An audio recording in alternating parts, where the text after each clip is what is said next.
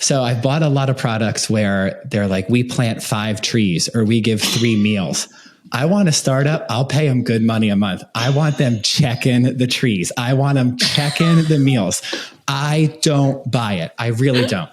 So if you're planting trees, yeah, show me the trees. I want to see the trees. Yeah, I want the trees. I want the meals. Show me. I love a good scam. I am fully invested in this business. I completely agree. They're just like, and then in a distant land, a boy is going to get your letter. I'm like, did he know? Come on, stop it. Did he know?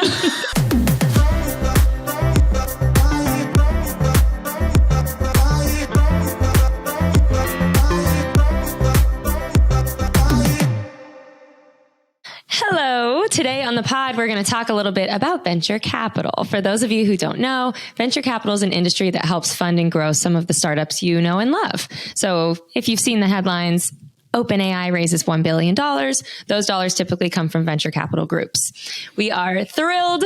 I'm so thrilled to have the brilliant Nina Essandoh on the pod today. She comes to us from Corazon Capital out of Chicago, best city on earth.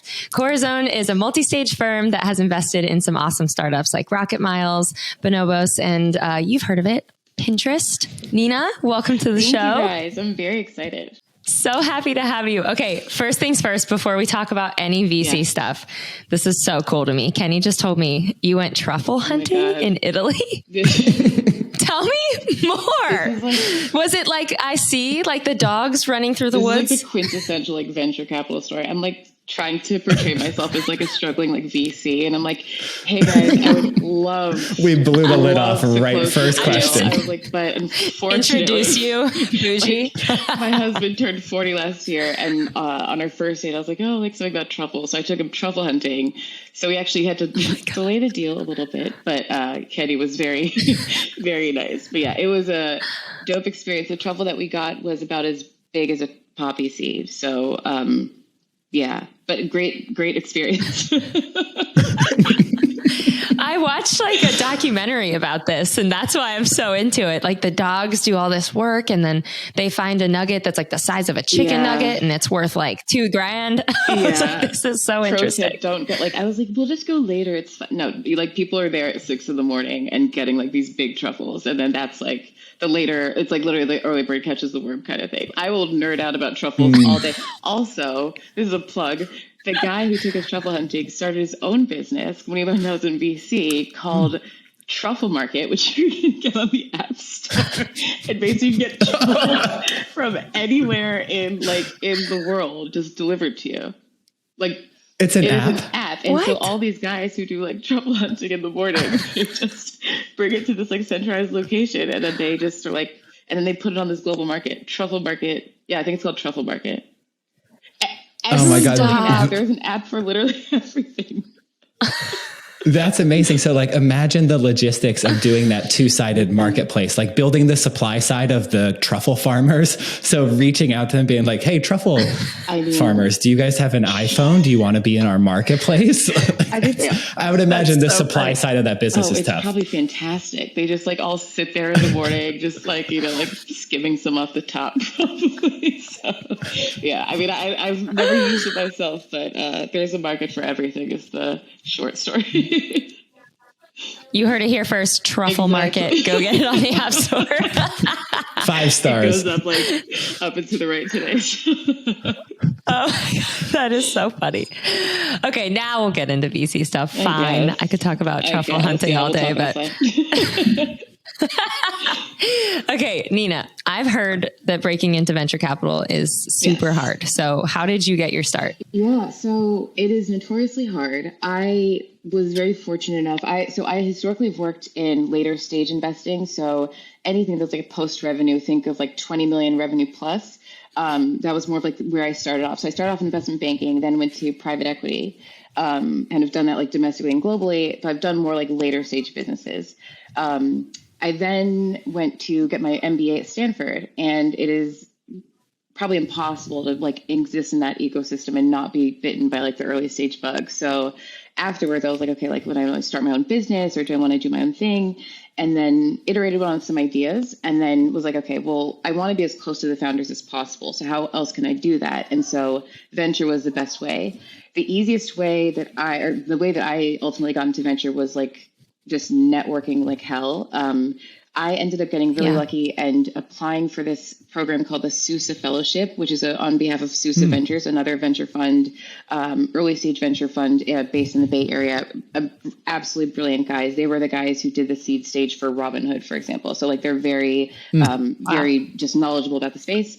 And they do this fellowship program that allows people to like learn about venture, just anyone who's really curious about it. So you apply and there's like a 3 application process, and then you just kind of learn, you meet people with venture.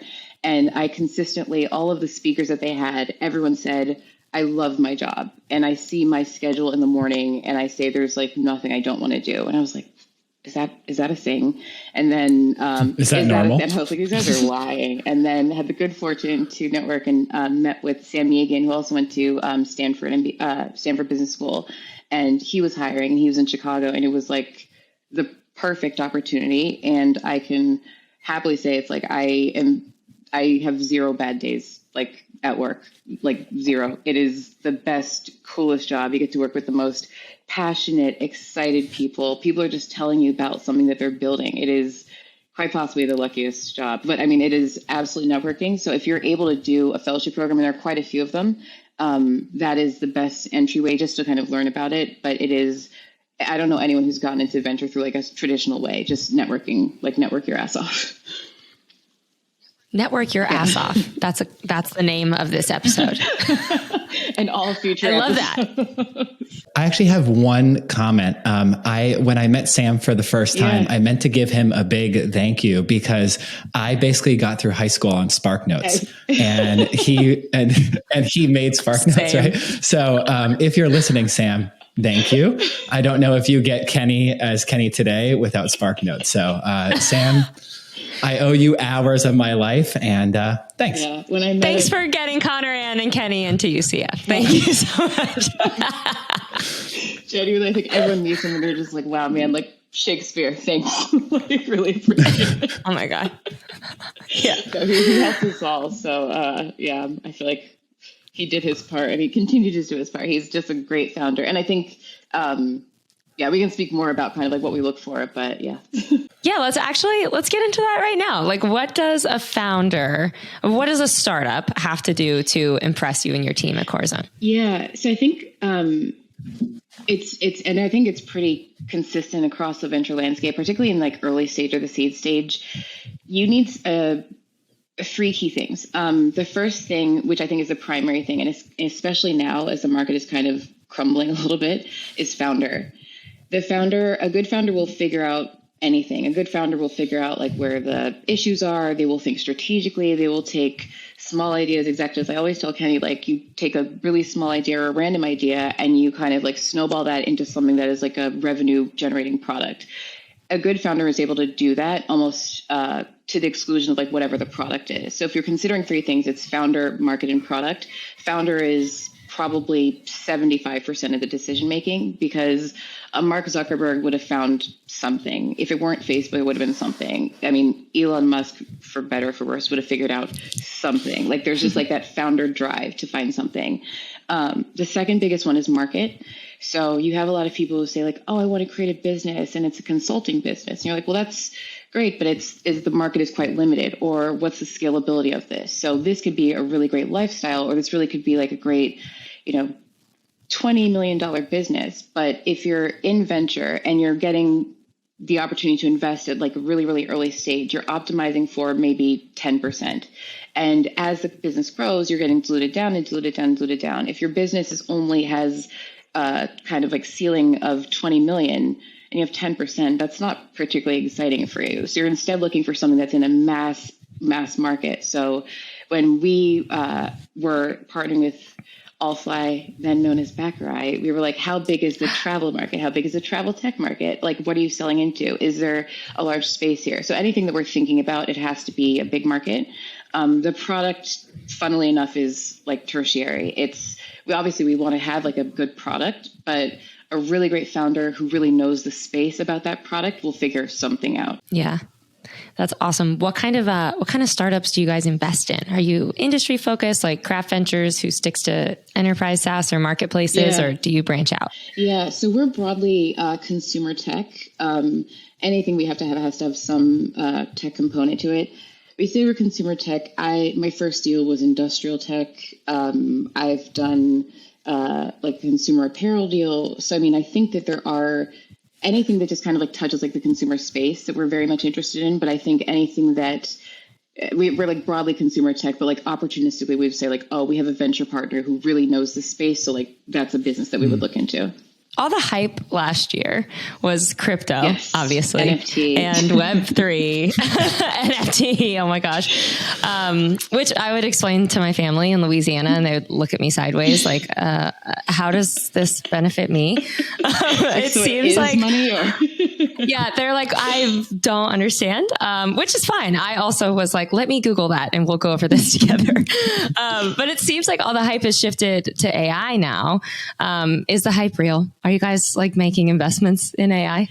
So interestingly, I don't think we have like a firm policy on like, are we into AI? I think what we try to do is figure out like where AI touches areas that we already invest in. So we have a thesis in emerging technology. So it's like, okay, what is an AI system or an AI tool that would help accelerate that in the industrial space? Or what is an AI tool that would, we looked at a business that uses AI for SEO landing pages to help accelerate your landing page. So that's like really kind of in our consumer focus. So it's not as though we have like an AI like practice, but it's more of just kind of the areas that we look into, what is being touched by AI. I think even interestingly in our existing portfolio, there are businesses that people think would be completely obliterated by our AI. So we have a business called Songfinch, which is where you can get your loved one an original song. And so it's kind of like a double-sided marketplace because you have songwriters on one side who just kind of are waiting there with this talent. And then you have people who just like want to say like, oh, I want to propose to my girlfriend. And so I want to have like an original song and have details about like, I don't know, when we went truffle hunting or something random like that. And so the idea there is that you have an original song. Realistically, like something like ChatGPT could write a song about that too. So you would think about like, crap, is there any displacement there? The reason is that you don't think about it there is because there is some human component that you still kind of want in your product. So the idea of like AI disrupting everything, I don't know if I fully buy that, because I do think that there's something that is nice about like, wow, I had like a person write this song, or I was able to explain and go back and forth with them and say, I actually like that. There's like some human components to products that I think that AI could certainly help, but there will be like some benefit of just kind of like, okay, I just want to make sure that I have like someone's eyes on it first, or like I have like the human element in it. Full transparency, I have sobbed at those Songfinch ads. I have sobbed. Every single one. They are so sweet and sad. One. And precious. The funniest thing is that they're formulaic. So like they're like, it's like a template. You see that they start playing a song and I'm like, it's coming. It's no. Once it hits the chorus, tears. I'm just like, no, like not again. You saw it coming. Gets me every time. Such good marketing. Now, if you could bring someone to tears, you have a direct access to their wallet. It was an ad on Instagram. I didn't even click on anything, and I am crying. Yeah, it was great. Great marketing. Yeah, but I think it's like people just think like, oh my God, AI scares me like a little bit, but like I do think that there are some things that you still just want to have a human for. And I mean, even now, like there was one story where someone was like, I want like an album for my family, like write a song about our kid, write a song about like how we met, write a song like, you don't want to like interact with ChatGPT for that. You want to have someone who has like consistency kind of thing. So I think we look at it more of like an opportunity to enhance our businesses and anything, but we also certainly consider that like, okay, could this business be displaced by AI in our consideration of like other businesses? Yeah, speaking about defensibility and displacement, it was super interesting, like watching this space over the course of the last 6 months, because so many people are just building on top of ChatGPT. Mm-hmm. And then you go to ChatGPT and it kind of does the same thing that this website does, that there's a wrapper around it. Right. And so it was very odd to see like this flood of products. And I I'm a beta tester for them all. Like I just try them all out. Instead of watching Netflix at night, I beta test products. And I don't know if that makes me a total nerd, but whatever. It does. But I started thinking about like defensibility and displacement. And I came back to this and I was like, is brand going to be the only real thing that's defensible? Right. Because probably VCs hate that of like, hey, why are you defensible? It's like our brand is like top notch. Yeah. And I know that you're in the consumer space where brand really matters. So what do you think about brand as a mechanism for defensibility? It's interesting because I think it's probably less so now because with inflation, with job losses, with people just being more concerned with how they're spending, brand becomes less important. Whereas, I mean, unless you have like a really defensible brand where it's just like you're kind of like out of the way. So again, not to talk about all of our portfolio company, but like we have a business called Paca's, which Kenny, I sent you the socks, and they have like they're used. Yeah, they're awesome. They're like I want some socks. Oh, yeah, great socks. I will send you a box of them, Connor. And people literally, I have family being like, "Can I get those socks again? Can I get those socks again?" Yeah, and the thing is, it's like it's not like in a down market. Like, do people care about socks? Do they care about socks? Maybe, but like these specific socks are so soft, and you have people who literally talk about them. So it has to be a brand where it's almost like category creating in a brand. So it's like within socks, they have like this alpaca that's so soft. And you also can get like blankets that are kind of like that. So you kind of create like this narrative. So brand is as important as the emotional connection that you have to it. And so if you're able to kind of continue that, that's important. Like being able to continue like, oh my God, I love the feeling of that. Or, oh, I felt so great the first time I heard this song. Or, oh, I'm so excited for this trip with my friends kind of thing. That is I think more important and more defensible than like the brand of, Paca's is the thing that people don't particularly care. Hopefully that makes sense. Yeah, no, that makes total sense. I've seen a lot of founders go towards like mission being their defensibility too. Absolutely. Of saying like, hey, we have this brand and attached to this brand is this mission. And then people kind of buy into them together. So I think that's another way to go about it too. Very much so. And just like knowing that you're doing something, and people aren't just doing charitable stuff, but if you're deciding between product A and product B, and product A makes you feel good and it's all the same, like why wouldn't you?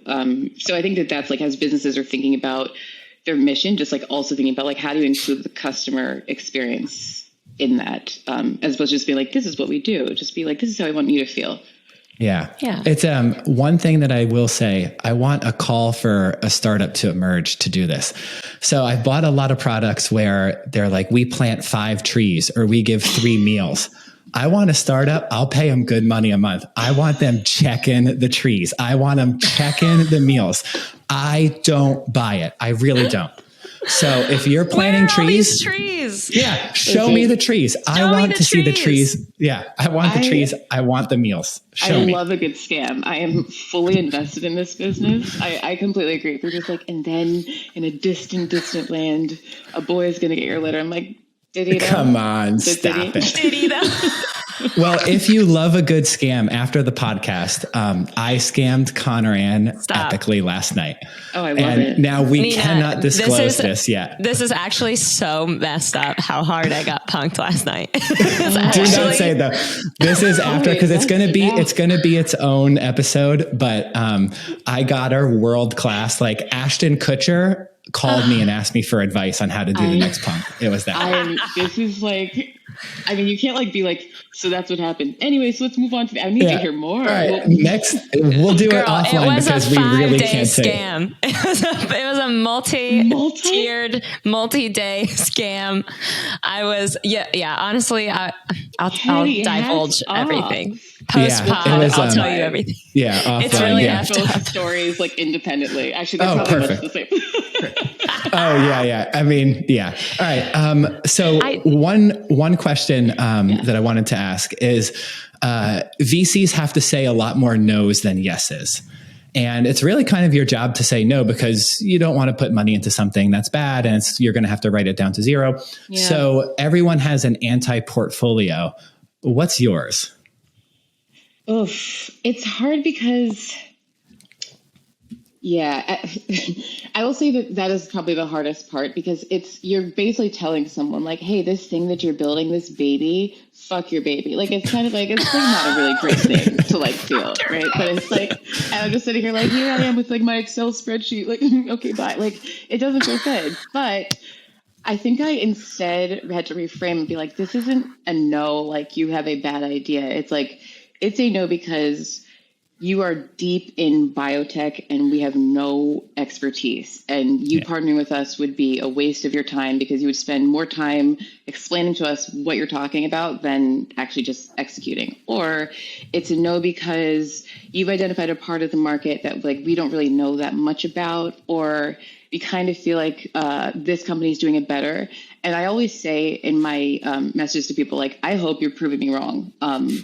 I hope, because I really do. I hope that will just like read and be like, wow, like I didn't even see that. I know some people have like some like ego or pride about being like, oh, like that thing. I'm like, great. Like, that's fantastic. I don't really see the benefit of kind of like being hung up. I will say that there was one business and I got on with the founder, and that's probably hugely why it's kind of like in my, later. And it's also travel tech remotely. It's a business called ReloShare. Which is I think that may have told you, Kenny, maybe not, but it's like a B2B like hotel booking for short-term stays and for alias booking. And they're Chicago based. The founder is absolutely brilliant. He's basically, the idea is that they help if you're in human trafficking, or if you're a refugee, or if you're a victim of domestic violence. Rather than going to a shelter, you're able to be housed in the extra housing for a hotel that would have otherwise gone undone. Oh, wow. So it's like a double-sided market. It is absolutely cool. brilliant. So cool. And as you can imagine, like everyone is really interested in this space. So we missed out on that one, but that's one that I'm sure you guys will hear about in the future, just because, I mean, especially what they're doing, but also it's not like it's impactful, but also within a ginormous market. So, I mean, they've like really identified, like there's unused supply and there's demand for them. So what do you do with it? You just match that. Very, very simple stuff. Yeah, I mean, I think you just like at a certain point, you just like read about businesses you pass on. You're like, right on, like good for you. That's kind of my approach. I'm not going to be like, damn them. kind of Imagine passing on Airbnb when they were coming out of Y Combinator. Like that must keep people up at night. I can't speak on his behalf, but I think Sam has a very similar story of passing on a big business. I'll let him tell it. I told on his behalf casually, so I'll let him tell it. I do love those stories as a founder of like the 1,000 no's, because eventually the no becomes like it's routine and you're like, okay, let me do this 30 minutes and we'll just get to the no and then we'll move along. And then when people say yes, it's like, oh, wow, I can't believe that was a yes. But the no's are to hear the stories of like the Airbnbs. I think it's important for founders to hear them because it really gives them hope. And then it also reinforces for people who build businesses is just don't give up. That's like half the battle. You just can't give up. You just got to stay in the game. Absolutely. And also, I sincerely doubt that the first time the Airbnb founders pitched, it was the same way that they pitched when it actually hit. It's like you have to just keep iterating. So it's like, and honestly, I think the best founders, typically when I say no, I always give reasons why. I'm not just like, no, like I'm not into it. I'm like, no, here's why. I don't believe this thesis, or it's hard to see this, or I think that, this product maybe isn't as far as long as you think it is, or I think that the defensibility might not be there. The best founders are like, thank you. And then they come back and they say, actually think as a result of that, we tweaked it, or I had a conversation, or as a result of your conversation or of our pitch, I realized that the way I was explaining wasn't coming across as clearly. It is literally just like one piece of feedback. And we've had founders where we've said no and then subsequently said yes. So it is not like a hard and fast rule. I mean, we've also had founders where I've said no and they said, I won't take no for an answer. And I'm like, well, that's a little weird. Well, that makes you look bad. Yeah. I'm like, no, but like in this case, like it is no, like a hard no. But like some people like kind of change a product and iterate and say, okay, like now I've changed it and happy to take another look. So I think the biggest thing is just like reframing no into just like an opportunity to learn. Yeah, good answer. What does the average day look like for you in venture capital? It sounds so obnoxious because it sounds like fluff. If it's like, the truth, we won't judge you. It's a lot of fluff because it's no 2 days are the same. Okay, so it'll be probably a few founder calls in the morning, just like new founder calls. We have like our daily. We used to have it every day. We probably have it 3 days a week now. And we have our daily just to talk about existing portfolio stuff, talk about if there's anything that's going to investment committee that's far along, if there's anything in our existing portfolio that we need to make a strategic decision on. That's like firm-wide.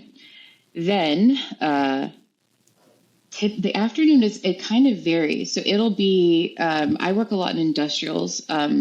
So I will go to different conferences, or I'm like trying to learn more about like Web3. So go to conferences and that. Like I'm trying to do a lot more in the travel tech space. So it might be doing conferences, either online or in-person conferences, or it'll be I have standing meetings with like my founders. So the founders that are based in Chicago, I try to like meet with them like every like 3 weeks or something to try to say just as like a sounding board to try to understand like what they're working on.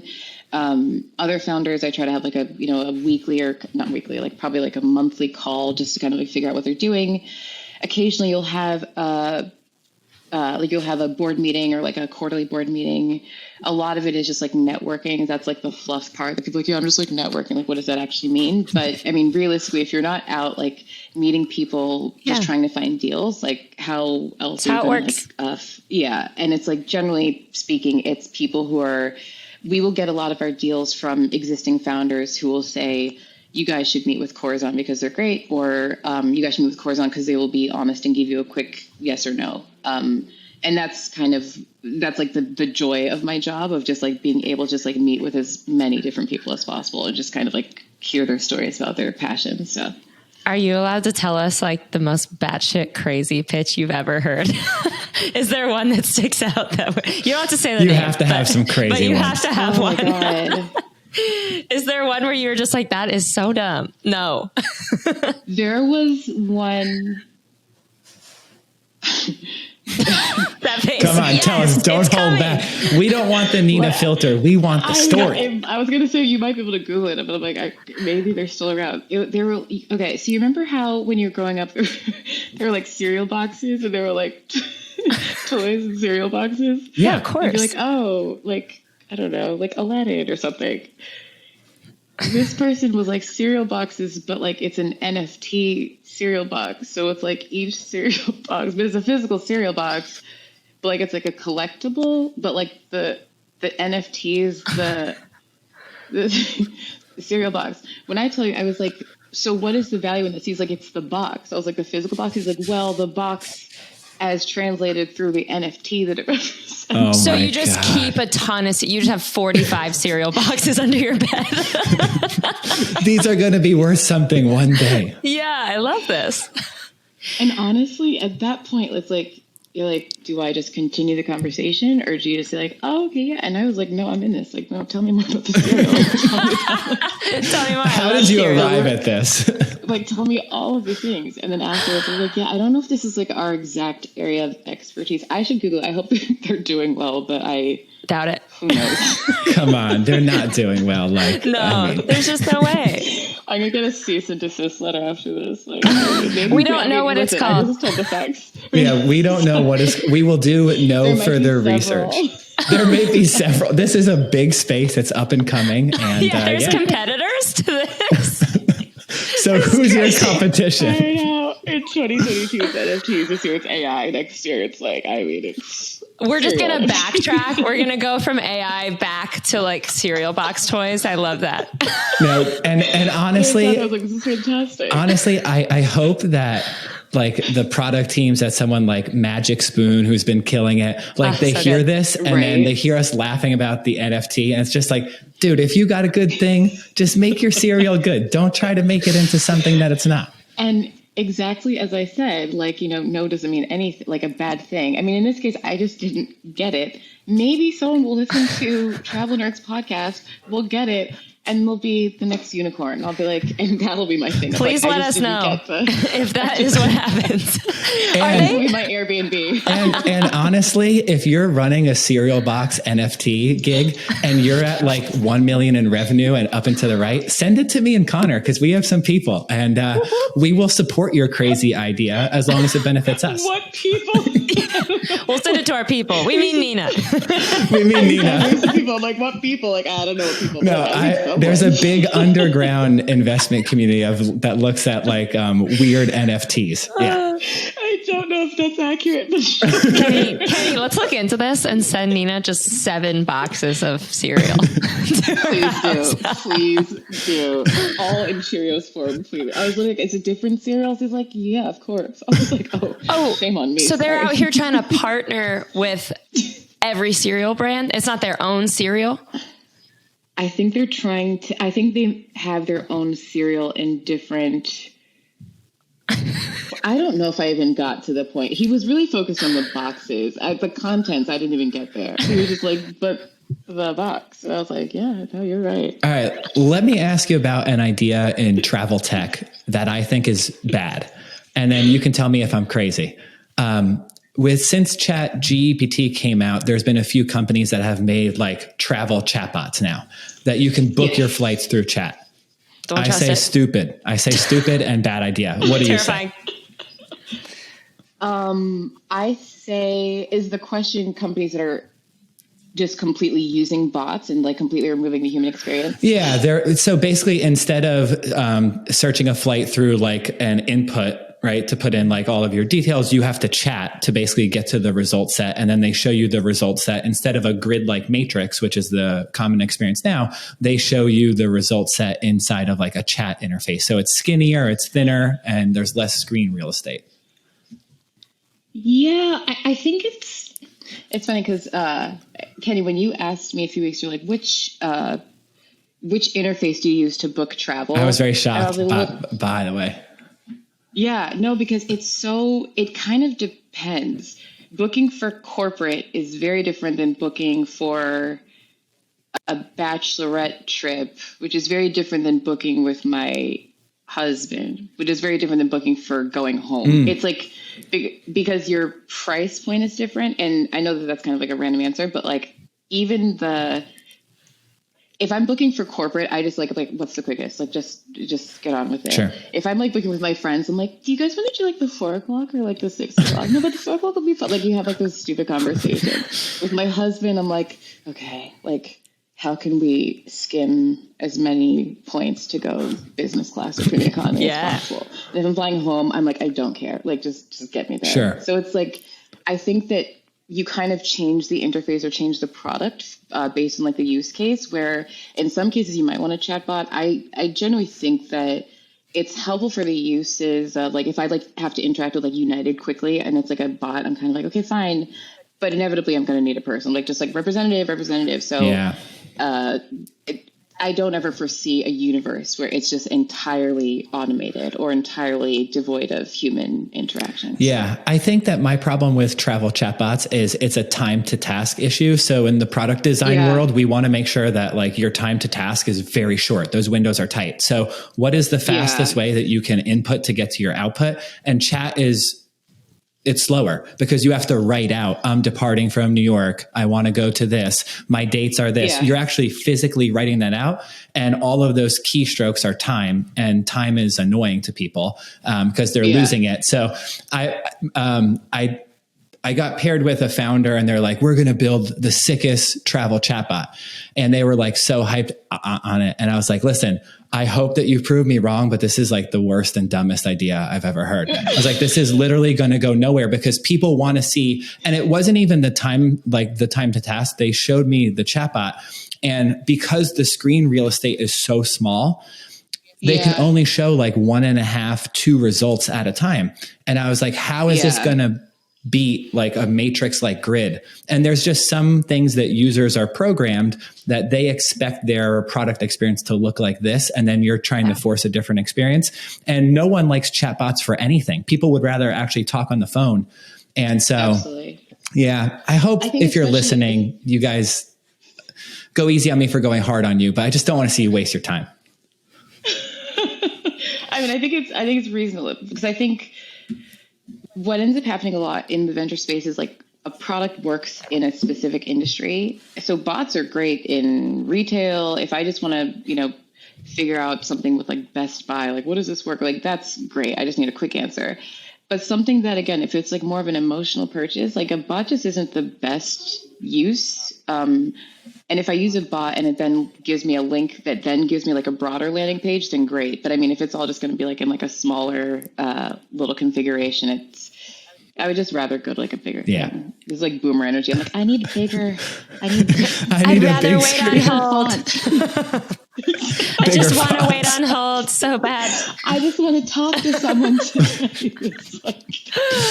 Even when I use the, not to shit on it, but even when I use the chat on my American app, I always end up calling someone anyway. I went through, 15, 20 minutes of typing it in, and it's like travel's so particular and specific, and you want to say like, I'm going for this, like on the, you need like, you just can't have the Rolodex of like basic answers all the time.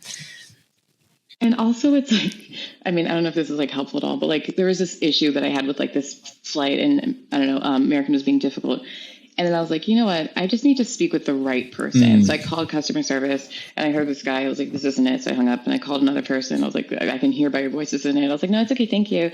And the third woman, she just sounded like nurturing. I was like, this woman. She was like, hi. And I explained, she's like, oh, sweetie.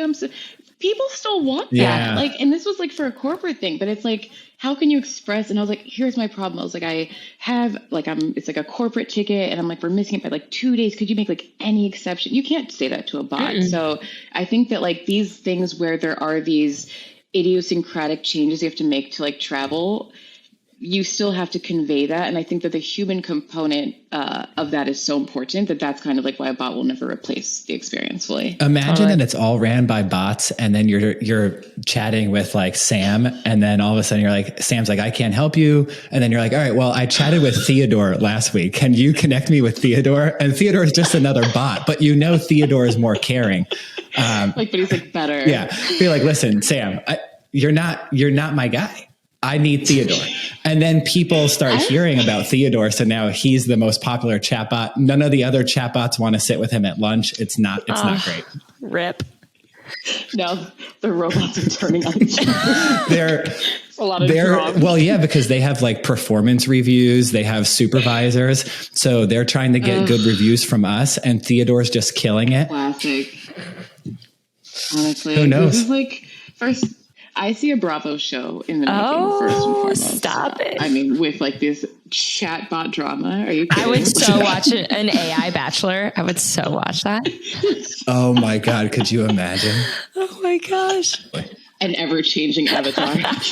Be like, Theodore, you look totally different last week. He's like, yeah, I got, the new version came out. I wanted a little upgrade. Yeah, he's a lizard now. I'm just trying something new. Exactly. Still know what you did, Theodore. Oh, that's so good. Nina, seeing so many companies, do you ever miss operating? Yes. Especially like after we close the deal, and I'm like, all right, guys. And they're like, bye. And I'm like, but okay, bye. Okay, cool. Because I'm like, but I thought but that is the nicer thing about venture, is that I didn't have in the later stage investing. I mean, if this is like 30 million, I'm helping them get marginally richer. And I liked the moments where I was speaking with businesses at that stage, but it was more like very high level strategy, or it wasn't anything that was like functional. It wasn't like, should we have this product? So I feel like even though I'm not as close to the operational side, I certainly like the diversity of businesses I get to work with and like kind of help them think through their operations, and the different founders who actually say like, hey, can we like speak often?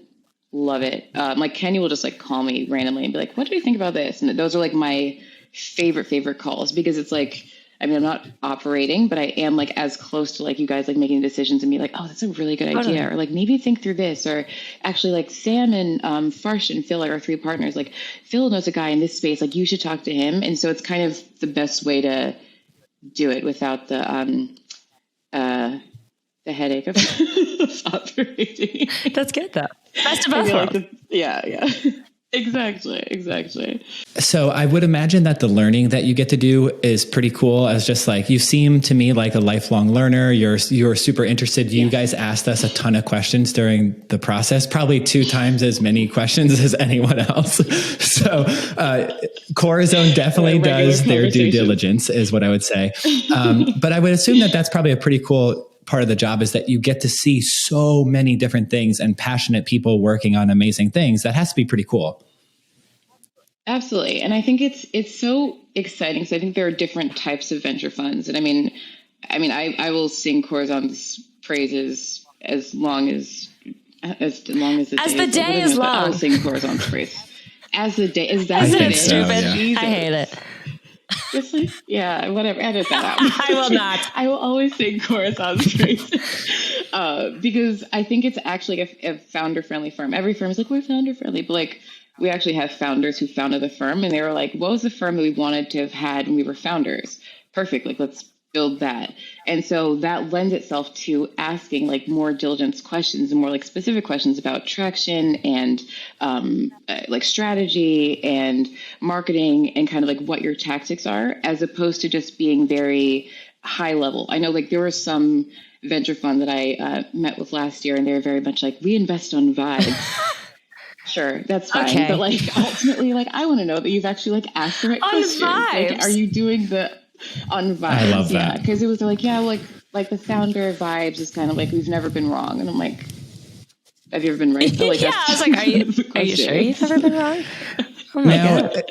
Do you think the days of investing in vibes are over now that, interest rates are not zero and free money is not sloshing around? Are those days over where you can just be like, oh, these people were charismatic, and so we just shipped them $3 million for a seed round? Yes, because I think ultimately like investors are going to be like, so where's the money? Like the vibes. Realistically, that might work for like your first fund.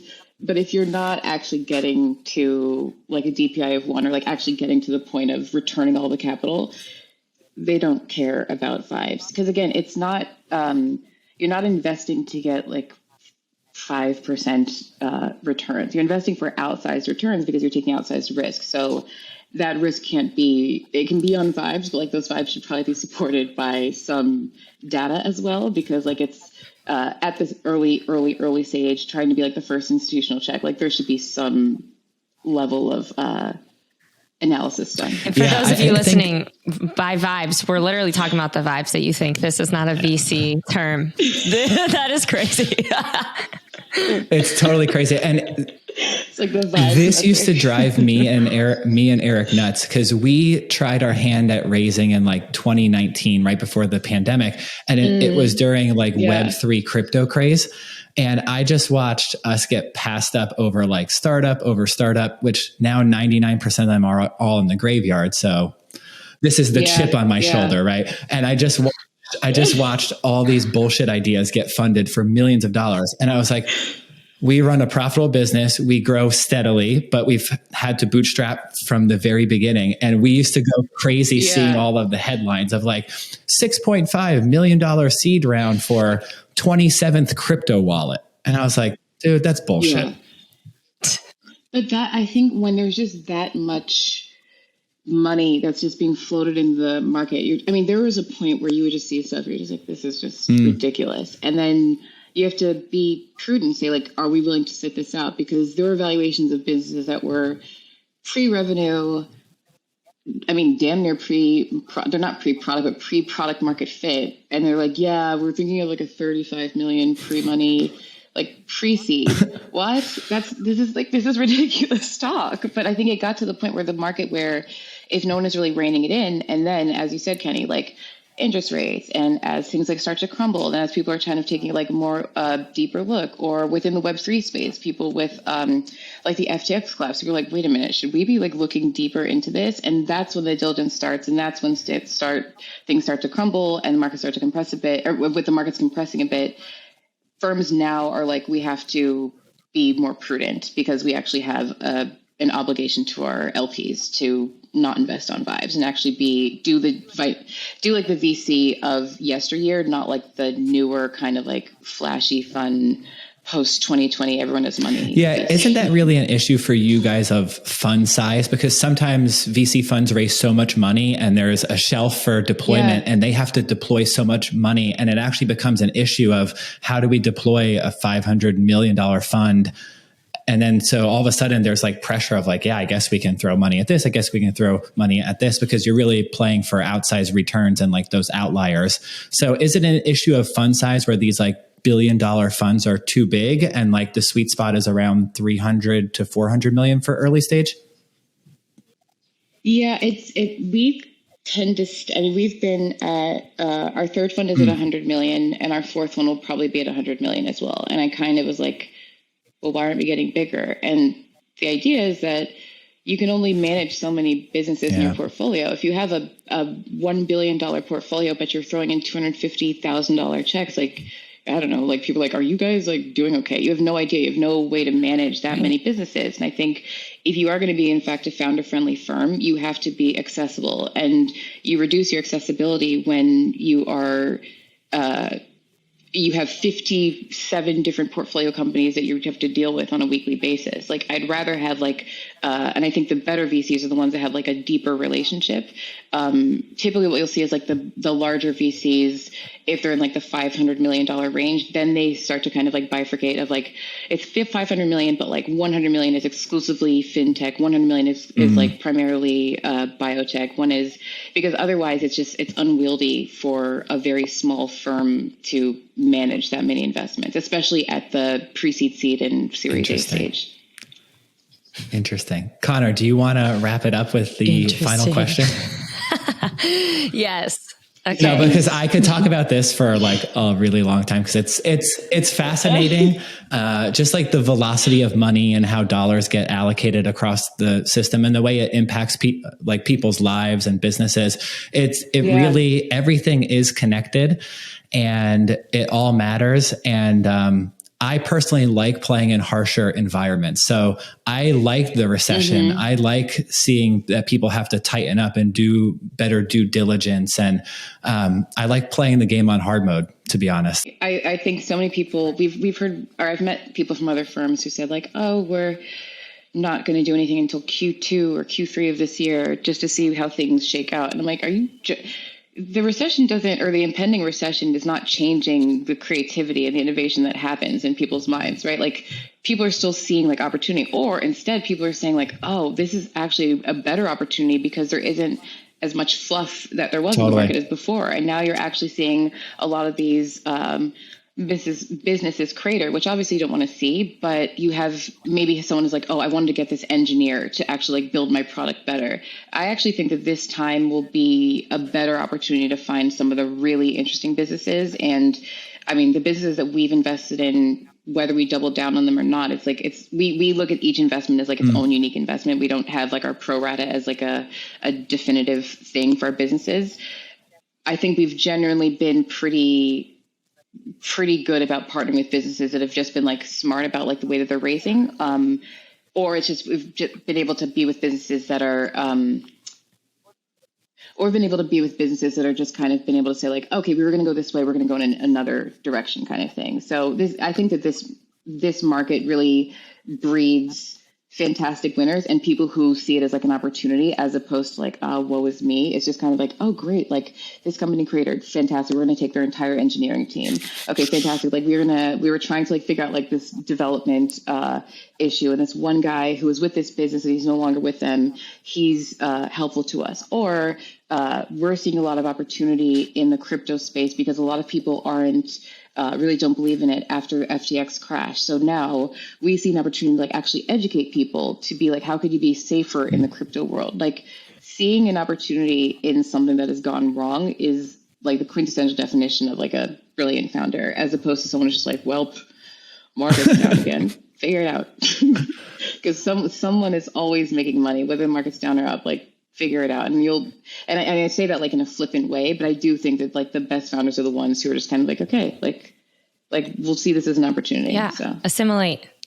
Even COVID, like so many companies, crumbled and didn't make it, obviously. But what did we do? We rebranded, and like our dev team worked their ass off on our booking engine, and now it's awesome. Exactly. So take the opportunity. No, because you don't take it right. You don't take it and say, well, that's over. You say, okay, that didn't work exactly as I thought, but we still have X, Y, and Z things. Now, what could X, Y, and Z things do? And then you just repurpose that. Every top unicorn, none of those businesses started exactly as they are, like in their current form. None. And none of them were in their form of when they became a unicorn as when they first started. The purpose is to iterate. The purpose is to be like, this didn't work out. Well, screw it. If Google failed because of every failed product, like, yeah. Oh my gosh. Yeah. I mean, like there's so many things like Google Lens, all these things, but they're just like, we learned and then move on.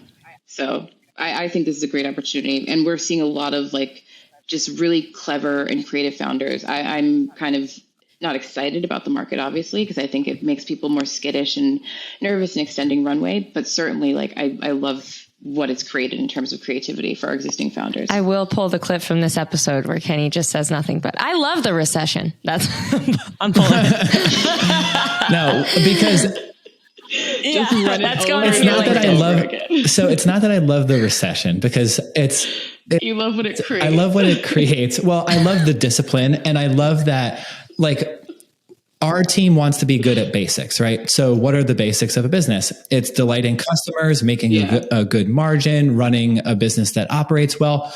And when there's zero interest rates and money is flowing, businesses that should never get to live, they live for too long. And because they're not good at the basics. And so playing the game on hard mode, which we've always had to do, I feel like now you guys have to play on my level. And that's what I like, because we've been doing it on hard mode. We've been bootstrapped. And so, I don't mind the recession. And I will say that, that tech over indexes on the recession because of headlines, right? So you see layoffs at X tech company, Y tech company, and that's totally fine. But because we're based in Florida, we're not plugged into the Silicon Valley scene. And so there's a lot of our companies that are growing and hiring, and they're not in tech. They're in consulting, or they're in construction, or in hard materials, or they're in biotech.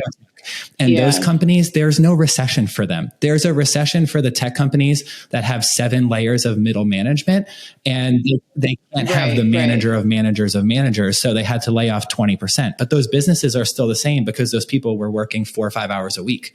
So it's kind of, we haven't seen any slowdown, and we haven't seen any slowdown in travel budgets. And that's usually the first thing to go. And we see a lot of people either staying status quo or expanding travel budgets. And I feel like that's a pretty good indicator for maybe not tech, but the rest of the world is still okay, and money and commerce is moving around. Yeah. I think it's a great point, Kenny. You see TechCrunch, like, 20,000 people, or however many people, not 20,000, but like, 5,000 people laid off at Facebook or Meta or whatever. That's very clearly because they overhired. And I think that like the idea of like tech overhired, no, like the big companies perhaps overhired, and they overhired and overcorrected for this idiosyncratic blip, which was COVID. And that's fine. But there are a lot of companies who are very prudent in either their hiring plans or in their raise. Like Apple has fired 0 people because they were just like, this changes no difference of like the pace with which we need to hire and build. The businesses that I think that do the best, kind of to that point, are those that don't need to. If you need to raise $1.5 million, raise $1.5 million. There's the businesses that are struggling now, or the businesses that raised $7 million but they actually need to raise $1.5 million, and now they're trying to build a strategy into $7 million. So if you have more money, you might just feel compelled to spend it. If you actually constrain yourselves with your resources, that's where the really creative and clever ideas come from. Because if you're just sitting there and like throwing money at everything because you're, it's fine, like we'll just try it out. You guys are able to be nimble, or businesses are able to be nimble because they're strapped for resources. And the moment that you remove that from people, then they don't become as clever. They don't really have to. So I think that the businesses that have been prudent and will continue to be prudent, whether it's in their raise or in managing their resources, they will be the ones that absolutely crush it. But like you said, like there was just so much open space, and there are a lot of firms and funds that just raised money. They're like, well, we have to put money towards something. This should work. It'll at least get like 7x. Sure. But like, we're not really trying to optimize for that. I think we're trying to optimize for these really landmark, like kind of like home run deals. And those are only found with those types of founders or those types of businesses, I would say. Yeah. Okay, are you ready for your final question? You're on Travel Nerds, I'm ready. So gotta ask you, what do you nerd out about? What are you a nerd about? Truffles. Truffle, she's a truffle nerd. Literally, I'm very big on travels. I nerd out about all things travel. If someone says, I'm going to Barcelona, I'm like, okay, so this is a fantastic restaurant. It's right atop like this. Like, I love all things travel. I love all things like, yeah, anything travel. But Kenny and I, when we were doing diligence, I felt like I was like a therapist chair. I would just like sit and I'd be like, it's just so crazy about these, like, I mean, these flights. Are you kidding? And then my husband would come and he's like, is this like a diligence call or like therapy? Is this work? What's going on? But I nerd it. Exactly. I'm like, it's like work, but yeah, it is anything travel. I will. We nerd out about travel too. Yeah. Love it. This is perfect. Okay, let's get out of here and I'll tell you how Kenny pranked me so goddamn hard yesterday. All right, later, nerds.